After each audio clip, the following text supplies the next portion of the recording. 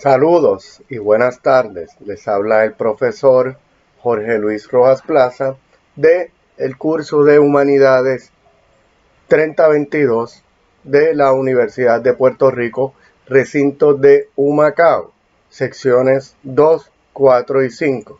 También saludos al público en general que desee escuchar y aprender un poquito de este curso de Humanidades. La lección de hoy, que corresponde a la lección 24 de nuestro libro de texto, ¿verdad? El asombro del pensar, del profesor Dr. Carlos Rojas Osorio, es dedicada a la ética de Manuel Kant. Kant nació en el 1724, dejando un legado de grandes obras, como la crítica de la razón pura y sus obras éticas, la crítica de la razón práctica y la metafísica de las costumbres. Este es uno de mis pensadores favoritos, y esto gracias a que el curso que cogí o que tomé en la Universidad de Puerto Rico de la filosofía de Kant fue por un muy querido profesor, que en paz descanse, profesor Álvaro López.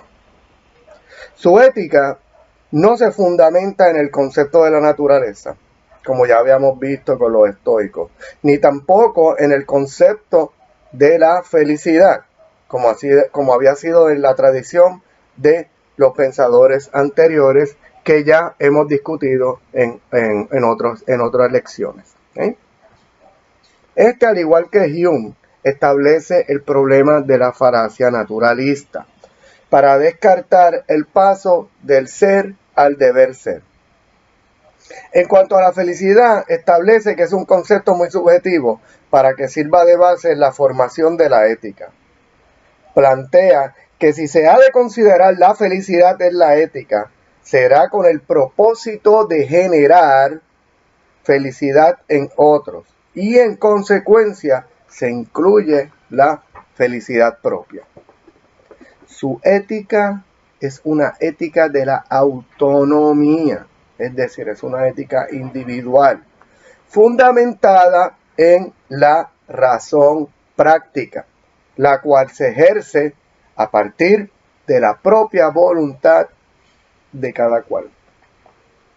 Rechaza la naturaleza y la imposición social de la ética, pues éstas se fundamentan en la heteronomía, la cual se contrapone con la autonomía, pues serían causas, leyes o poderes externos y no la voluntad propia de cada quien. ¿Okay? Sin embargo, la razón práctica y la voluntad son autónomas en cada ser humano. Entendamos, por razón práctica, la acción que realiza un individuo que ha sido previamente pensada.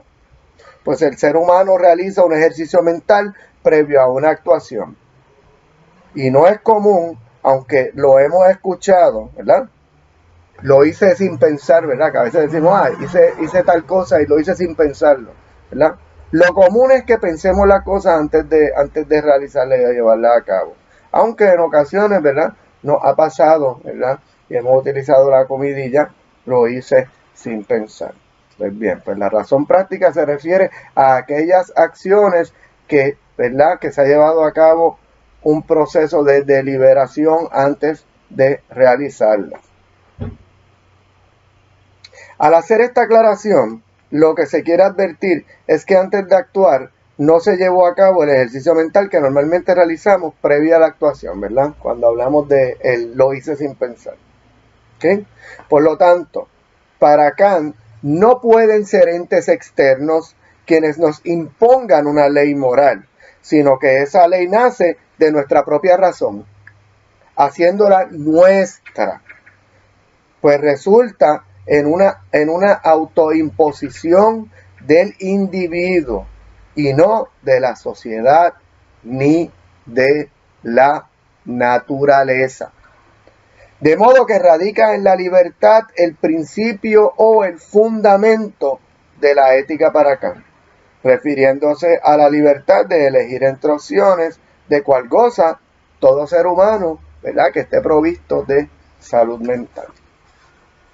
Este principio de la autonomía como base fundamental de la ética será el principal objeto de estudio de los pensadores posteriores a Kant, repercutiendo en toda esta discusión posterior. Su ética se considera una ética del deber, en la cual incluye con igual importancia tanto la acción como la intención que se tiene al llevar a cabo esa acción. Nos dice pues, lo bueno es el cumplimiento del deber y con la intención de cumplirlo. Para él, el bien no tiene que ver con el ser, sino con el deber ser, como debemos actuar. Lo bueno para él es lo debido, pero además es imprescindible también la buena intención de querer cumplirlo. Uno puede actuar conforme al deber, pero si esa actuación carece de intención voluntaria de llevarla a cabo, la acción no es considerada moralmente buena.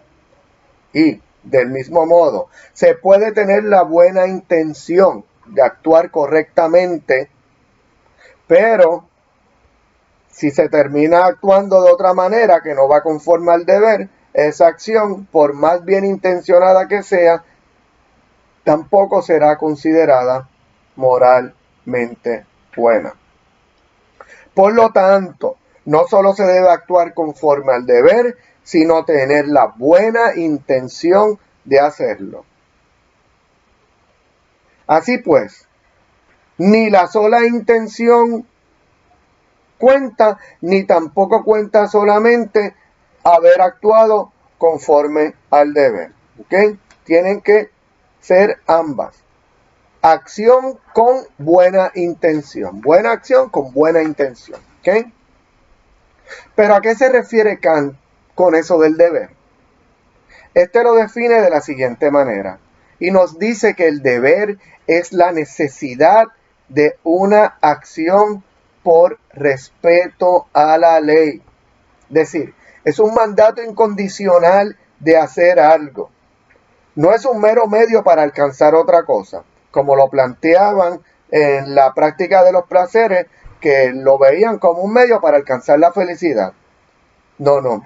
Aquí, este mandato es un fin en sí mismo, no una condición para alcanzar otra cosa. Kant distingue entre dos tipos de mandatos, o imperativos, como él los llama. Por un lado tenemos los imperativos hipotéticos, los cuales son mandatos condicionales. Es decir, este imperativo va a servir como medio para obtener un fin. Por ejemplo, como nos dice el doctor Carlos Rojas en su libro, si se está enfermo, se toma como medio el medicamento para alcanzar el fin, que es la sanación o recuperación de la dolencia que se tenga, ¿verdad? Así que en este caso, ese es un imperativo o un mandato hipotético, porque lo que estamos buscando es un medio para alcanzar un fin. La medicina en este caso es el medio y el fin es, ¿verdad?, lograr recuperar la salud. Pero ese imperativo hipotético Kant no le presta mucha importancia. Para los imperativos que realmente le interesan son los imperativos categóricos. Puesto que para él estos son los imperativos imprescindibles, ¿verdad?, como así él los denomina. Ahora bien, ¿qué es un imperativo categórico? Pues es un mandato incondicional. Es decir, no sirve como medio, sino como un fin en sí mismo. Es bueno por sí solo, sin que medie ninguna otra consideración que no sea el propio mandato. Una acción moral es buena en sí misma y en eso radica la importancia de la acción. Es decir, no se realiza esperando algo a cambio como la felicidad o recompensa o reconocimiento alguno, sino que el bien de la acción radica en la propia acción. No hay nada más que considerar para Kant. Aquí claramente se muestra una oposición al utilitarismo, que se basa en medios, ¿verdad?, que son los placeres para alcanzar un fin, que es la felicidad, o las consecuencias de la acción. La acción moral que llevamos a cabo, la hacemos porque es buena y punto. Enaltece entonces el deber como ley para la moral. El deber es una consideración que se eleva más allá del mundo sensible, de lo sensorial. Pues dado que el ser humano goza de la pertenencia, es decir, pertenecemos al mundo inteligible, y esto a través de la razón. Somos independientes de la naturaleza o de cómo actúa ésta, puesto que en la naturaleza los animales actúan por instinto, mientras que nuestras acciones son pensadas y elegidas, y por lo tanto es la razón práctica, la ley que rige la moral en cada una de nuestras vidas. El hecho que pertenecemos al mundo inteligible, como ya hemos mencionado, es lo pertinente que sea, es lo que permite que sea la razón práctica y la voluntad de cada cual los fundamentos de la autonomía propia y la autonomía para ejercer la ley moral. ¿Cómo opera entonces el imperativo categórico? Kant lo explica y lo expone en la siguiente fórmula que nos dice que debemos obrar de tal modo que la máxima de tu voluntad pueda servir como principio de legislación universal. Dicho de otro modo, que la máxima de nuestra acción valga para todos como ley universal. Y en esto es en lo que radica el imperativo categórico. Con esto nos hace una exhortación a obrar de modo tal que debemos analizar antes de actuar si la acción que voy a realizar la deseo porque es buena para todos y debe ser elevada a ley universal. A modo de ejemplo, lo que Kant nos explica es que si la acción que voy a realizar es apropiarme de algo que no me pertenece, debo advertir que si realizo esa acción, estoy queriendo que eso que pienso hacer se convierta en una ley universal y que sea bueno para todos y que todos también hagan lo mismo. Así pues, si robo, estoy elevando esa acción como algo permitido para todos, lo que va a implicar que si yo robo, estoy deseando a la vez que me roben a mí, que le roben a mis padres, a mis abuelos, a mis amigos, etc.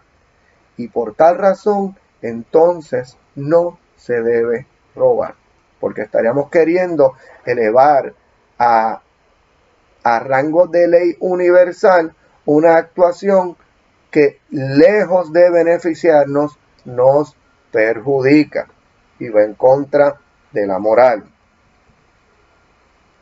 Se puede resumir el imperativo categórico en lo siguiente: no le hagas a los otros lo que no te gusta que te hagan a ti, ¿verdad? Actúa como quisieras que los demás actuaran para contigo, sin perder de vista que el fin de la acción es la acción moral en sí misma. ¿Okay? De ahí la importancia de la acción moral del imperativo categórico, pues es un mandato que no permite excepciones, dado que cada vez que actuamos estamos elevando esa acción a convertirla en ley universal que aplique para todos. Y ese debe ser el análisis al momento de actuar. Si deseo que mi acción sea emulable por los demás, o si por el contrario la realizo o al realizarla no quisiera que los demás la realizaran porque podría hacerme daño a mí y a mis seres queridos y a los demás si todos actuaran de esa manera. Por el contrario, si actuamos de modo que esa acción se reproduzca en los demás y que así se obre para con nosotros, los seres queridos, y que todos eleven esa acción a ley universal, porque lejos de causar perjuicios, causa bien. Decimos entonces que esa acción es moralmente buena. Este planteamiento de la universalidad de la acción como ley es la característica primordial en la ética de Kant. Pues no basta con que una acción sea buena para mí, sino que debe ser tan buena que pueda ser elevada a rango universal. Pues se debe entender que es buena también para todos. Es como se debe actuar. Sin embargo, este plantea dos vertientes del imperativo categórico, pero no las distingue bien. Pues como plantea el profesor Roberto Torretti, paz descanse también, por un lado Kant insiste en la universalidad de la máxima, pero también hace referencia a la necesidad de querer esa universalidad. Y, nos dice Torretti, no es lo mismo adoptar una máxima como guía de la propia conducta que querer verla establecida como ley universal. Atenerse a esa universalidad lógica podría causar o repercutir, aún estando bien constituida, en algo repugnante para quien lo realiza. Por lo que, para adoptar una máxima, esta debe ser capaz de ser universal si al mismo tiempo puedo querer que así rija de modo universal. De modo que se debe formular el imperativo categórico en atención a lo siguiente, nos dice Kant. Si he de querer que la máxima valga universalmente, también he de querer que valga para mí.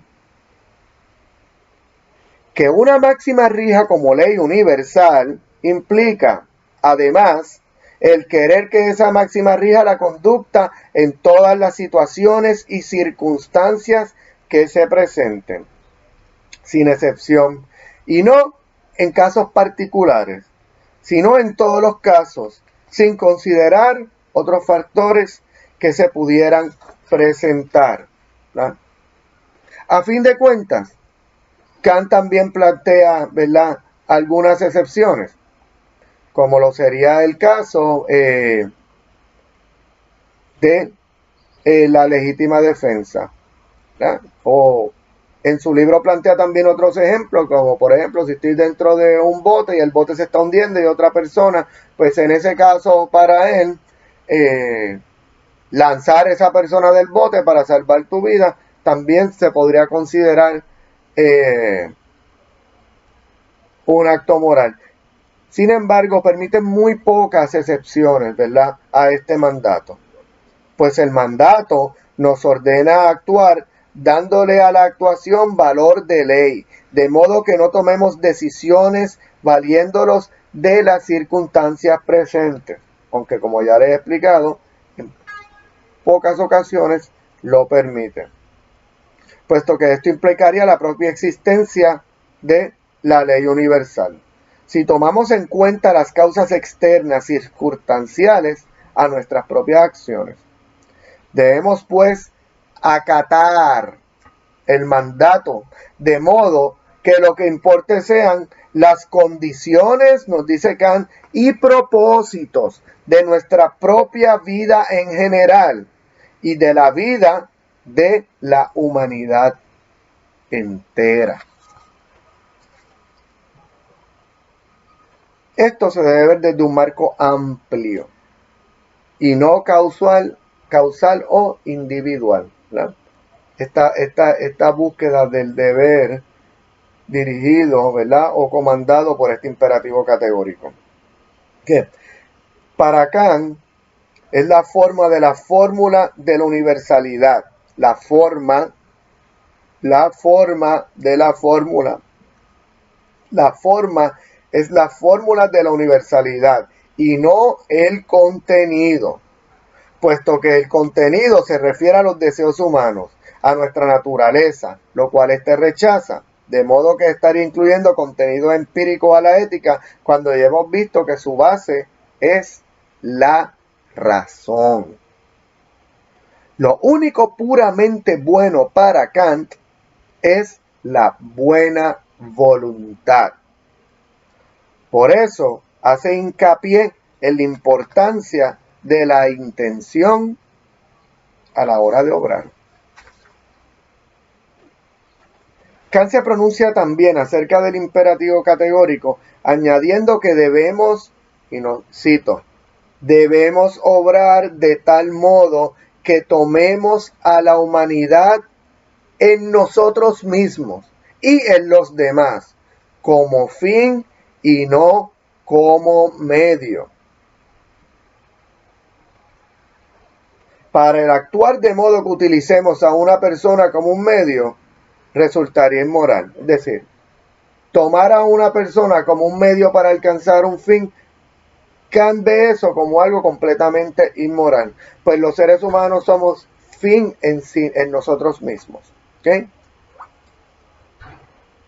Por lo que solo puede ser moral la acción si consideramos a la otra persona o al otro como un fin en sí mismo. ¿Okay? Para poder fundamentar su ética, establece tres postulados de la razón práctica. Y estos son el postulado de la libertad, el postulado de la inmortalidad del alma y el postulado de la existencia de Dios. Vamos a analizar cada uno de ellos. Vamos a comenzar entonces con el postulado de la libertad.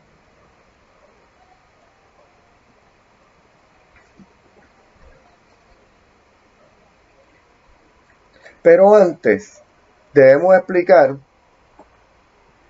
por qué que los considera postulados y qué es esto de postulados, ¿verdad? Los llama postulados porque son presupuestos.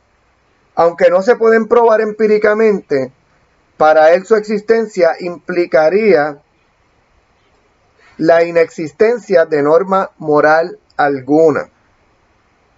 Para estar claros con el término, un postulado son principios que aun cuando no se pueden demostrar, son necesarios, son indispensables y se reconocen como ciertos, aun cuando sean indemostrables, ¿verdad? Por la subjetividad que conllevan, para que puedan fungir de base para fundamentar o sustentar otros razonamientos. ¿Okay?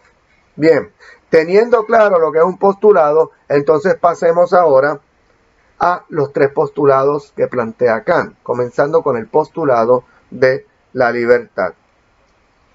Este está fundamentado en la afirmación que ya habíamos estudiado acerca de la responsabilidad. Para que exista moralidad, tiene que existir responsabilidad. Y para poder ser responsables de nuestros actos, debemos tener la libertad para decidir la manera en que nos vamos a dirigir. Recordemos que no podemos ser responsables por actuaciones que sean impuestas o en contra de nuestra voluntad. Solo somos responsables cuando actuamos eligiendo libremente nuestros actos. De modo que Kant establece la libertad como un postulado de la razón práctica, puesto que, aunque por ser subjetiva, no se puede demostrar empíricamente, si no existiera la libertad, tampoco existiría la moralidad. Distingue, pues, entre la libertad trascendental y la práctica. Dice de la trascendental que es la causalidad libre en cuanto pertenece al mundo inteligible de la razón y es capaz de propiciar por sí misma una serie de causalidades, mientras que la libertad práctica es la independencia de los impulsos sensibles. De modo que tenemos experiencia propia de la libertad práctica y por ello es suficiente para el ejercicio de la moral. Bien, el postulado de la inmortalidad del alma afirma que como en esta vida no somos capaces de ser buenos y felices al mismo tiempo, puesto que la bondad y la felicidad no coinciden en este plano, implica que el alma tiene que ser inmortal para que ambos puedan coincidir en otro plano existencial. Puesto que el bien supremo al que aspira la moral y la voluntad es la virtud, y esto basta para la ética. Pero aún deseando alcanzar la plenitud del bien completo, es decir, ser virtuosos y felices, pero ello no es realizable. No podemos realizarlo en este plano existencial en el que vivimos, nos dice Kant. Por lo que postula entonces que debe existir un alma inmortal en donde después de la muerte y habiendo obrado bien conforme al deber, puedan coincidir estos estados que no se dan en esta vida imperfecta. ¿Okay? Así que nos dice pues, debe ser el alma inmortal para, ya que en este plano existencial no podemos gozar de la virtud y la felicidad, es decir, del bien y la felicidad al mismo tiempo, debe pues existir o postula la inmortalidad del alma como espacio donde eventualmente sí podrán converger tanto la felicidad como la virtud, la bondad y la felicidad. ¿Okay? Que como en esta vida eso no es alcanzable, debemos tener pues un alma inmortal que nos permita luego gozar de ambas, bien y felicidad, virtud y felicidad. ¿Okay? Ahora bien, más o menos por la misma línea es que va cuando postula la existencia de Dios. Y esta existencia es la base en que aquí en este plano no existe justicia como tal. Y por más que obremos con la intención y conforme al deber, los seres humanos son injustos. No son quienes para hacer justicia y no son capaces de administrarla. Por lo tanto, los buenos actos no serán valorados en esta vida, pues las personas son incapaces de juzgarlos o evaluarlos correctamente. Inclusive, actuar conforme al deber puede causar molestia, desagrado, resentimiento en otros que no se ajustan a la norma y por lo tanto plantea Kant que debe existir un Dios justo que haga justicia y reconozca nuestros buenos actos, pues somos incapaces de juzgarlos y reconocerlos en este plano. Así que estos son los tres postulados que Kant plantea para fundamentar la razón práctica y para que pueda existir esta ética que se basa en el deber. Así pues, terminamos entonces con esta lección y no sin antes exhortarlos a que una vez culminen de ver el video, repasen con el PowerPoint que está ya disponible en el salón virtual, y ahí entonces podrán dejar sus dudas, preguntas y comentarios al respecto de la lectura.